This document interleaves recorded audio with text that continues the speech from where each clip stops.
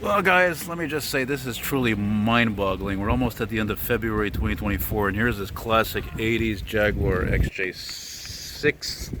I often get the XJS and the XJ6 confused because the other one I'm referring to is the saloon, which is of course more common.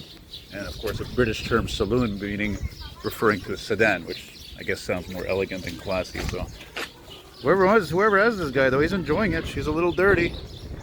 That's what they're meant for. They're meant to be enjoyed.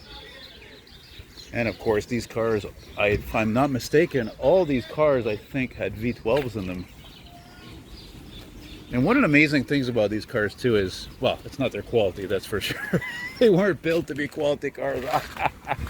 Unfortunately, the Brits gained a reputation over decades of building poor quality cars, unfortunately. But where they lacked in quality and reliability, they made up in style, baby.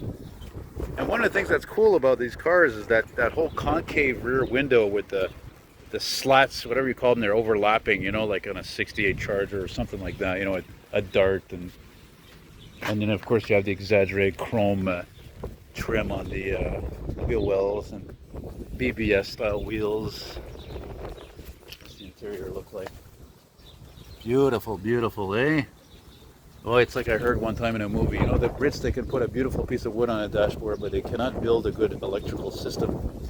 And, you know, by the way, it's funny to see this car because earlier I saw an MGB, but I didn't film it.